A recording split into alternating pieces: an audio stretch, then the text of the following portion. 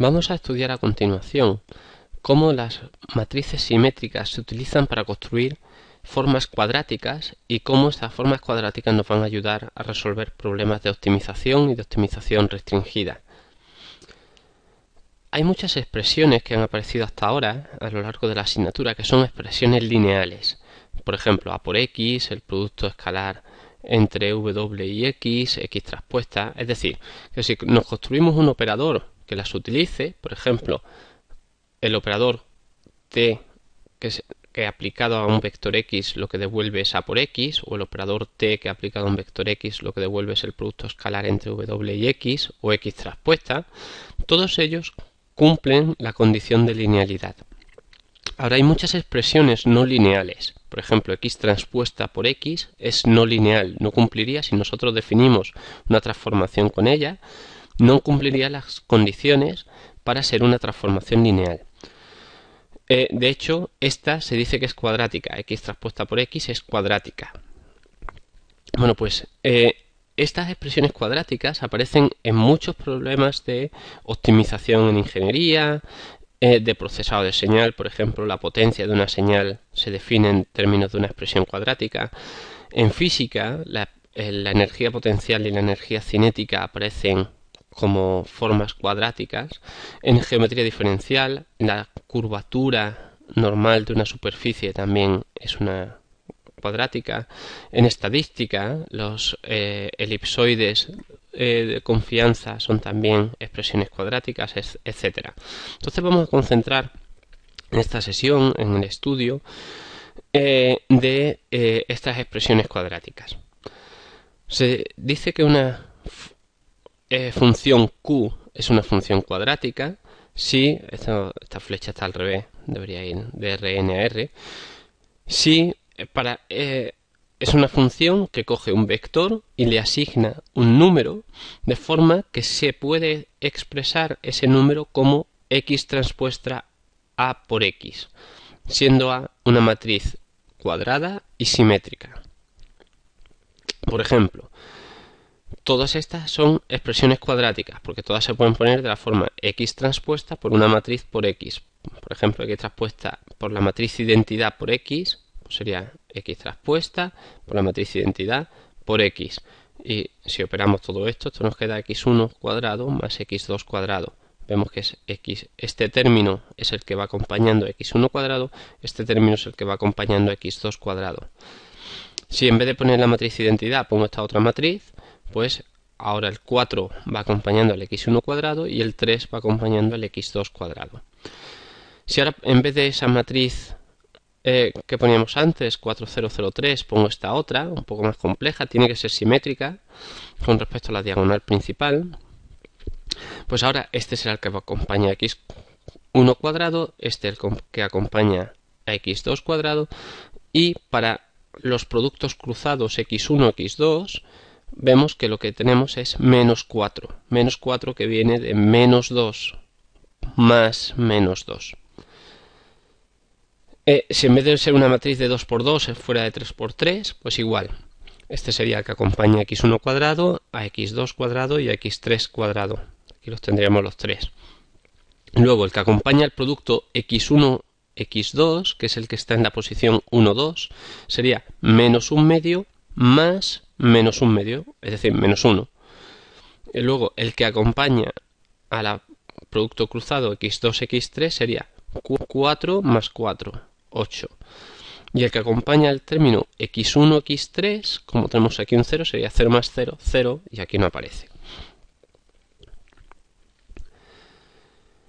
Un cambio de variables es una ecuación que tiene esta forma. X igual a p por i, donde x son las coordenadas en una base y serán las coordenadas en otra. P es la matriz de cambio de coordenadas y además se le pide que P sea una matriz invertible. Entonces, si despejamos de aquí i, pues sería la inversa de p por x. Bueno, vamos a aprovechar el hecho de que en una forma cuadrática a es simétrica y por lo tanto, como veíamos en la sesión anterior, se puede diagonalizar ortogonalmente. Por lo tanto, se va a poder poner como p de p transpuesta. Y vamos a hacer el cambio de variables x igual a p por i. siendo P la matriz que hemos utilizado para diagonalizar la matriz A. Es decir, que si yo tenía antes X transpuesta a X, ahora lo que voy a tener va a ser P por I transpuesto por A por P por I. Operamos esto un poco y al final lo que nos queda es I transpuesta P transpuesta A P I. Es decir, una forma cuadrática que antes utilizaba unas coordenadas en una base, ahora lo puedo calcular de otra forma, el resultado va a ser el mismo, vemos aquí el igual, pero con las coordenadas en otra base, en la base que nos dice las columnas de la matriz P. Ahora vamos a analizar este término. Este término, pues, resulta que es D. Vamos a ver por qué. Si A es P de P transpuesta y multiplico por P transpuesta por la izquierda y por P por la derecha, como P transpuesta por P es la identidad y P por P transpuesta también, al final lo que me queda es que la D se queda sola y lo que me queda aquí a la A será P transpuesta por la izquierda y P por la derecha. Por lo tanto, esta matriz de aquí es una matriz diagonal, es la matriz D. Y la forma cuadrática en la nueva base la puedo poner como I transpuesta D por I. Es decir, hay una base que es la dada por la matriz P, de forma que la forma cuadrática en esa base tiene una forma diagonal. Vamos a ver un ejemplo. Supongamos que tengo esta forma cuadrática con una matriz A simétrica, la que sea.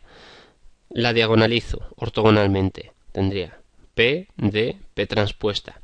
Es decir, la función cuadrática que se define con la matriz A sería x1 cuadrado menos 5x2 cuadrado menos 8x1x2. Vemos que no tiene una expresión diagonal, aparecen los términos cruzados x1, x2. Pero ahora hago el cambio de variable y igual a p transpuesta por x, p siendo esta matriz de aquí. Pues si hago p transpuesta por x, el vector y pasa a tener estas dos componentes. Y en esa base, la forma cuadrática va a tener la forma y transpuesta d por i, siendo d esta matriz. Es decir, va a ser 3 y 1 menos 7 y 2. Una expresión mucho más sencilla que la que teníamos originalmente, puesto que no aparecen los términos cruzados. Bueno, vamos a comprobar que efectivamente yo puedo calcular la forma cuadrática tanto utilizando las coordenadas x como utilizando las coordenadas y. Vamos a suponer que yo quiero calcular esa forma cuadrática en el punto 2 menos 2. Bueno, pues según las coordenadas x será x transpuesta por a por x, o lo que es lo mismo. Lo teníamos aquí, era x1 cuadrado, pues x1 cuadrado, 2 al cuadrado. Luego, menos 5x2 cuadrado, pues menos 5x2, que vale menos 2, cuadrado. Menos 8x1, x2, pues menos 8x1 por x2. Operamos 16. Ahora hago el cambio de variables. El cambio de variables me da este punto 2 menos 2, me lo expresa en otra base, de forma que las coordenadas de ese punto en esa otra base son las coordenadas 6 partido raíz de 5 menos 2 partido raíz de 5. Si yo ahora calculo la forma cuadrática, tengo que utilizar la matriz D, es decir, que sería, la matriz D sería, aquí la teníamos, 3 y sub 1 cuadrado, 3 y sub 1 cuadrado, y luego menos 7 y sub 2 cuadrado, menos 7 y sub 2 cuadrado. De nuevo operamos y nos queda 16, es decir, que llego al mismo resultado tanto si utilizo las coordenadas en la base estándar como si utilizo las coordenadas en la base determinada por la matriz, por las columnas de la matriz P. Aquí tenemos una representación gráfica de lo que hemos estado haciendo. Yo tenía unas coordenadas x, si quiero calcular la forma cuadrática, pues será x transpuesta por a por x, y me lo lleva a un valor de la recta real. Si hago un cambio de coordenadas, me lo llevo a una nueva base, sigo pudiendo generar el mismo espacio, es decir, todos los puntos que tenían aquí una imagen, aquí también la van a tener, pero ahora esa imagen se calcula de forma diferente, va a ser y transpuesta por d por i, y el resultado es el mismo. Bueno, pues el siguiente teorema lo que hace es formalizar lo que hemos dicho. Si A es una matriz simétrica, cuadrada, entonces existe un cambio de variable, x igual a p por y, tal que la forma cuadrática x transpuesta a x pasa a ser y transpuesta de y, siendo D una matriz diagonal. Y a las columnas de P, a las columnas de los elementos de la base que hemos utilizado para hacer el cambio de base, se le llaman los ejes principales. Por ejemplo, ¿qué significan los ejes principales? Bueno, pues vamos a verlo. Supongamos que yo tengo una matriz A cuadrada que además es con la que defino una forma cuadrática. Si esta forma cuadrática yo la igualo a una cierta constante, lo que estoy calculando se llama una isocurva. Son todos los puntos de esa forma cuadrática tales que cumplen que esa forma, la forma cuadrática evaluada en esos puntos vale una determinada constante. Por ejemplo, todas las isocurvas de formas cuadráticas son o bien elipses, o círculos, o hipérbolas, o dos líneas que se intersectan, o un punto, o no hay ningún punto.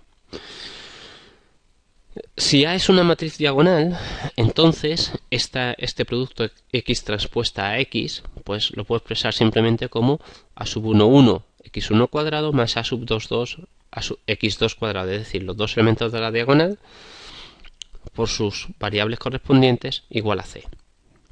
Ahora, por otra parte, yo sé que la ecuación de una elipse, que la tenemos aquí representada, es de esta forma: x1 cuadrado partido a cuadrado más x2 cuadrado partido b cuadrado es igual a 1, siendo a y b las longitudes de los semiejes de la elipse. Si comparo esta ecuación con esta, lo que deduzco es que la a, que es la longitud del semieje, cuando pongo la cuadrática en función de su matriz A, pues sería la longitud del semieje sería la raíz de c partido por a sub 1, 1, y la longitud del otro semieje sería la raíz de c partido a sub 2, 2. Entonces aquí tenemos las dos formas de representar una elipse, o bien por una descripción un poco más geométrica, o bien por una descripción un poco más algebraica. La ecuación de una hipérbola en su descripción más geométrica sería esta, siendo a y b pues los semiejes también de este cuadrado que es tangente a la hipérbola, y de forma más algebraica, pues no tendríamos aquí ahora mismo puesta cuál sería la matriz, la relación entre estos ejes A y B con la matriz A que podríamos con la que expresaríamos esa hipérbola. Pero también existe y podría ser objeto de un ejercicio. ¿Qué pasa ahora si yo roto la elipse? Bueno, pues si yo roto la elipse y en vez de tener una elipse alineada con los ejes principales, tengo una elipse con una orientación diferente, en las coordenadas x lo que tengo es que me empiezan a aparecer términos cruzados. Vemos que en la elipse original no había términos cruzados entre x1 y x2. En esta otra elipse, que está inclinada, sí que aparecen esos términos cruzados. Y ahora, esa igual a 1 que teníamos antes, que era muy sencillo para la elipse alineada con los ejes principales, ahora pasa a ser un valor cualquiera. Igual pasa, por ejemplo, con la hipérbola que hemos presentado. Pasan a tener un valor cualquiera aquí y términos cruzados. Bueno, pues vamos a coger la elipse rotada. Cojo la ecuación de la elipse rotada, la matriz correspondiente a esta cuadrática sería esta, ¿no? Sería 5 porque acompaña el x1 cuadrado, 5 que acompaña el x2 cuadrado, y luego este menos 4 se distribuiría entre menos 2 y 2. Si ahora diagonalizo ortogonalmente esta matriz, lo que me quedaría sería P de P transpuesta. Y eso lo que quiere decir es que, ya lo hemos visto, hay una base en la cual esa cuadrática tiene esta matriz D por la matriz de la cuadrática. Hay una base que es la formada por los vectores I1 e I2, en los que en esta base la cuadrática está alineada con los ejes principales. ¿Cuál es esa base? Pues las dadas por las columnas de la matriz P, que la tenemos aquí. Y en esa base, que ahora está alineada con los ejes principales de la base, puedo seguir razonando y calculando cuánto valen los semiejes mayor y menor de esa cuadrática. Por ejemplo, decíamos, el eje que va en la dirección 1, que es el eje A, semieje A, pues tendría raíz de C partido A sub 1, 1.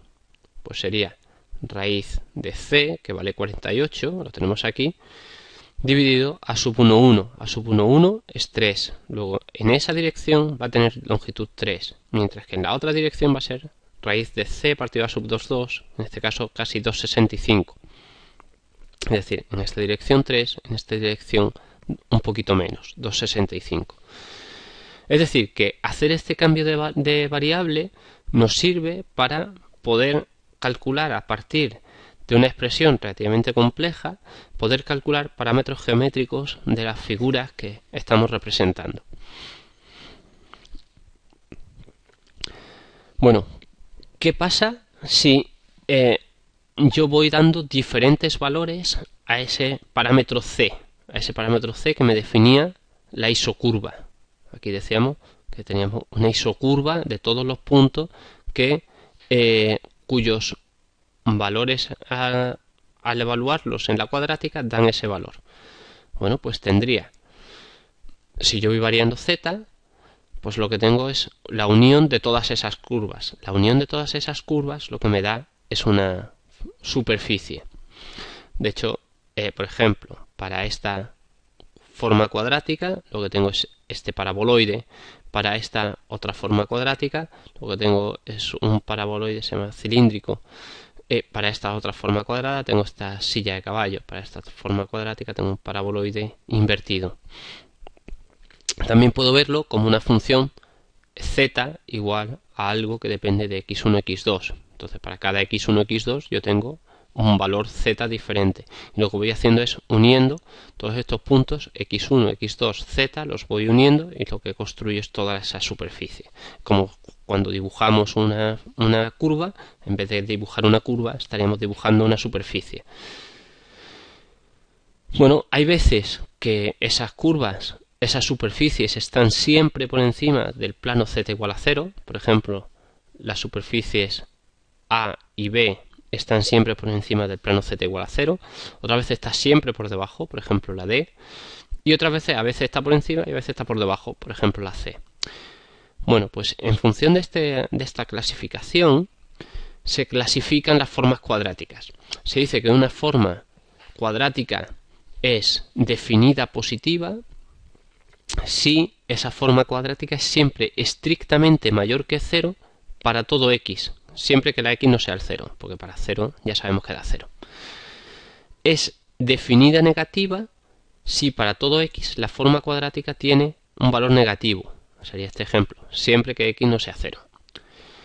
Es indefinida si a veces es positiva y a veces negativa, como pasa en este ejemplo. Se dice que es semidefinida positiva si hay algunos valores de x, o sea, si es siempre mayor o igual que 0 para todo x con x diferente de 0. Aquí la diferencia es que hemos permitido que pueda ser igual. No necesariamente tiene que serlo, pero podría serlo. Y es semidefinida negativa si es menor o igual que 0. Esa es la definición de estas características. O sea, yo digo una cuadrática es semidefinida positiva si cumple esto. Ahora, hay un teorema que me dice, mira, para analizar si una cuadrática está por encima, es semidefinida positiva, definida negativa, indefinida, definida positiva o negativa, lo único que tienes que mirar son sus autovalores.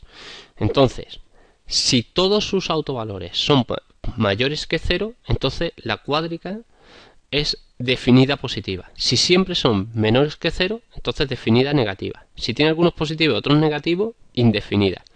Si hay alguno que es 0, semidefinida positiva. Si hay alguno que es 0 pero todo lo demás negativo, semidefinida negativa. Bueno, pues vamos a demostrarlo. Por el teorema de los ejes principales, que es el 2,1, hemos demostrado que existe un cambio de variable tal que la cuádrica en esa nueva base se puede expresar como y transpuesta por una matriz diagonal formada por los autovalores por i. Es decir, que esa cuádrica se puede evaluar como lambda 1 por i1 cuadrado, más lambda 2 i2 cuadrado, etc. Donde los lambda sub i son los autovalores. Bueno, pues si nos fijamos, hay una correspondencia directa entre la evaluación de esta función y lo que dice el teorema. Por ejemplo, es definida positiva si todos los lambda sub i son mayores que 0. Estos términos, los i sub 1 cuadrado, i sub 2 cuadrado, i sub n cuadrado, son siempre positivos para cualquier i.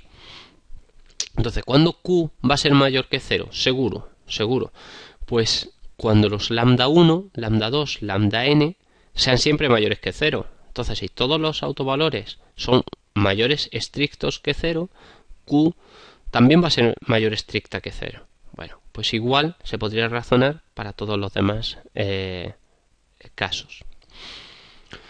Aquí, por ejemplo, tenemos esta cuadrática. Esta cuadrática es definida positiva, puesto que sus autovalores son 3 y 7. Estos vienen de una matriz diagonal. En la matriz diagonal los autovalores coinciden con los elementos de la diagonal. Serían 3 y 7. Los dos son mayores que 0, pues la cuadrática es definida positiva. Sus autovalores serían 3 y 0. Luego la cuadrática es semidefinida positiva. Esta que tiene 3 y menos 7, pues indefinida. Esta que tiene menos 3 y menos 7, definida negativa. Hemos clasificado como definida positiva, negativa, etc. Las formas cuadráticas, no las matrices. Ahora es cuando clasificamos matrices. Una matriz simétrica es definida positiva si su correspondiente forma cuadrática es definida positiva. E igualmente podríamos hacer con el resto de la clasificación de definida negativa, semidefinida positiva, semidefinida negativa, indefinida, etc. Bueno, pues todas las matrices simétricas se pueden factorizar como R transpuesta R. Y para hacer esto, lo que se hace es, para demostrar este teorema, factorización de Cholesky, se utilizan conceptos de cuadráticas. Por eso aparecen en este tema. Entonces, todas las formas simétricas se podrían factorizar como R transpuesta por R, siendo R una matriz triangular superior. Y ahora, A sería definida positiva si en esa factorización todas las entradas de la diagonal de R serían positivas.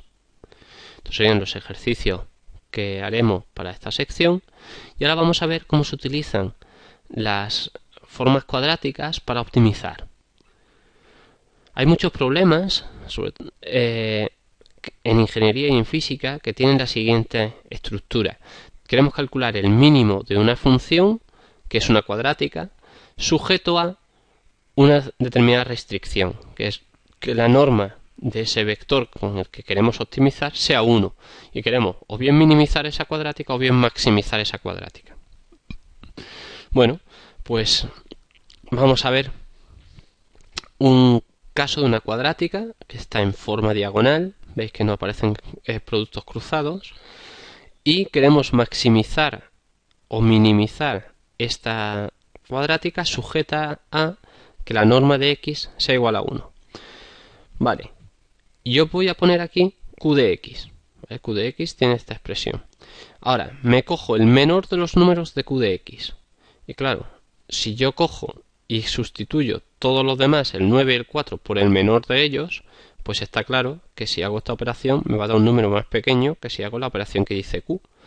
Y al revés, si en vez de sustituirlo por el más pequeño sustituyo por el más grande, pues lo que me dice Q me va a dar un valor más pequeño que el cálculo que haga sustituyendo todos los coeficientes por el valor más grande que tenga dentro de Q.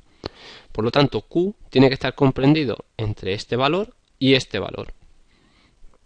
Este valor, ahora puedo sacar factor común 3, me quedaría 3 por esto, y a la derecha puedo hacer lo mismo, saco factor común 9 por esto.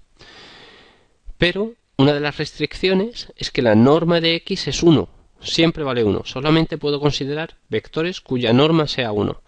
Luego, esta es la norma del vector x, luego esto será 3 por 1 y aquí de nuevo 9 por 1, es decir, que la q está entre 3 y 9. ¿Cuándo alcanzo 3? Pues alcanzo 3 cuando el vector x sea 0, 0, 1.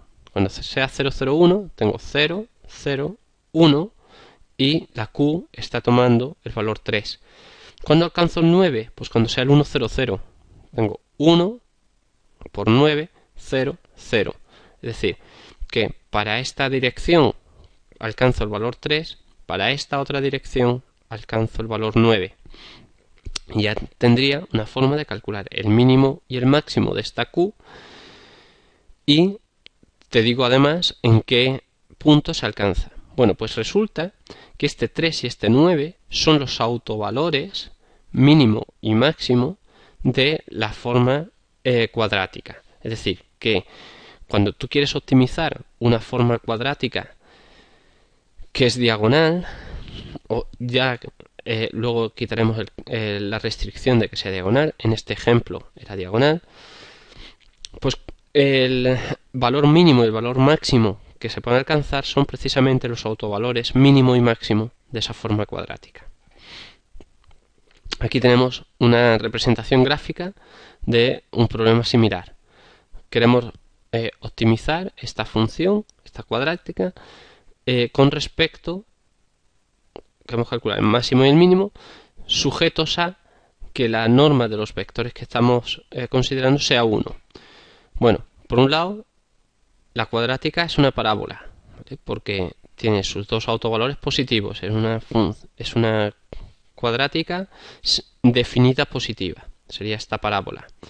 Ahora, de todos estos puntos, yo no quiero todos los puntos, yo lo único que quiero son aquellos que tienen x, su norma al cuadrado es 1, eso me define un cilindro. Todos los puntos que tienen norma igual a 1 son todos los puntos que están dentro de esta circunferencia.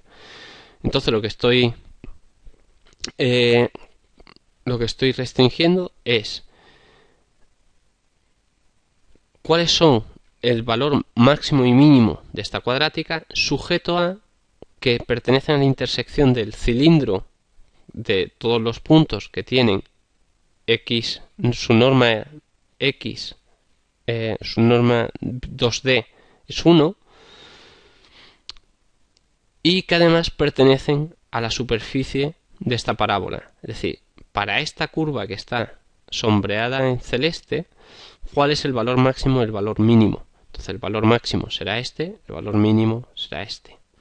Y se alcanzarán para unas determinadas direcciones, en este caso para la dirección x1, 1, 0, 0, y en este caso para la dirección 0, 1, 0.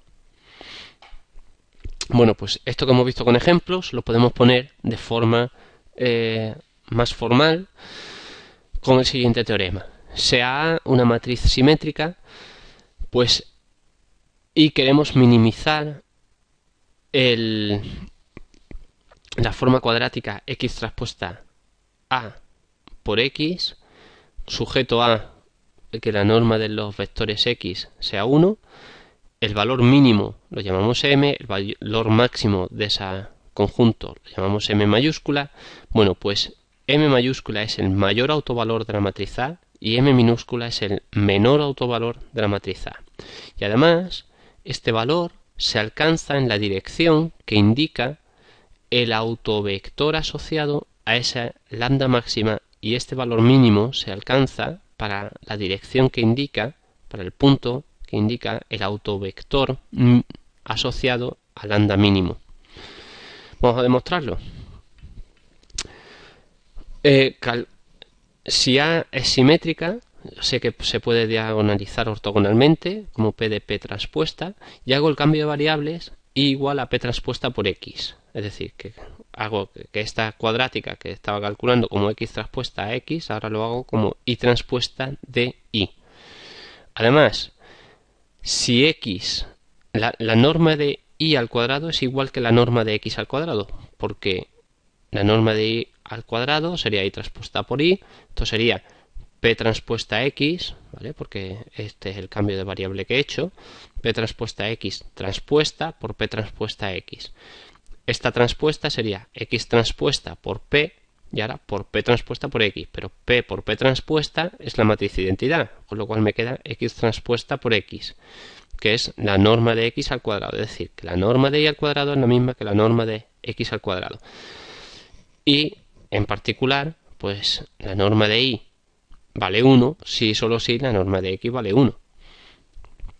Con lo cual, el problema anterior, que yo lo había definido en función de X y de A, ahora lo puedo poner en función de Y y de D, con una restricción que es similar a la que teníamos anteriormente.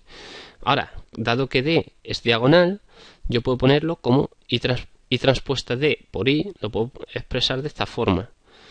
Y ahora vamos a ver cuáles son los valores máximos y mínimos asociados a la norma Y igual a 1. Vale. Y transpuesta de Y es esto.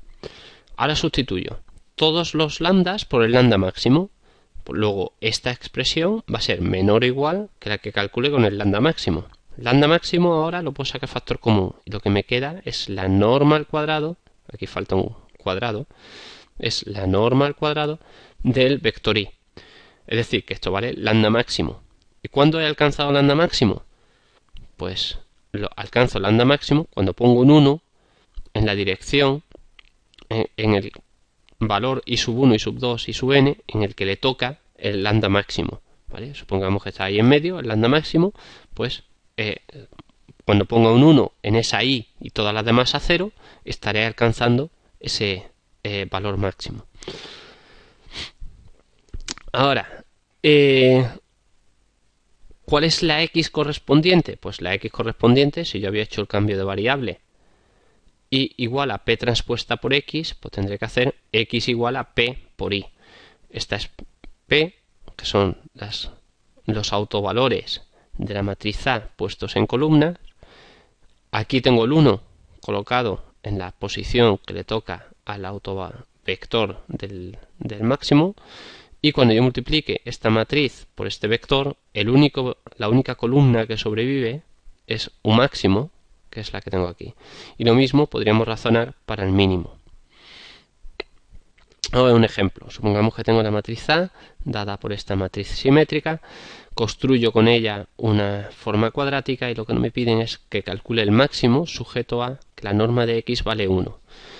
Bueno, pues lo que tengo que calcular son los valores autovalores y autovectores de esta matriz. Calculo la ecuación característica, la factorizo, me doy cuenta de que el lambda máximo es 6. Luego el mayor valor que va a alcanzar esta cuadrática va a ser 6. ¿Dónde se alcanza? Pues en el autovalor asociado al 6. Este es el autovalor asociado al 6. Luego esto se alcanza el valor 6 cuando X vale precisamente ese autovalor. Ahora damos un pasito más. O sea, A, lambda máxima y su autovector asociado como en el teorema anterior. Bueno, pues ahora quiero maximizar la forma cuadrática sujeto a que tenga norma 1, los vectores tengan norma 1 y que además este nuevo vector sea ortogonal a U máxima. Bueno, pues la solución viene dada por el segundo autovalor. El valor máximo que va a alcanzar es el segundo autovalor más grande. ¿Y cuándo se alcanza? Pues cuando X vale el autovector asociado a ese autovalor. Estos serían los ejercicios que haríamos y con esto terminaríamos nuestra presentación de las formas cuadráticas.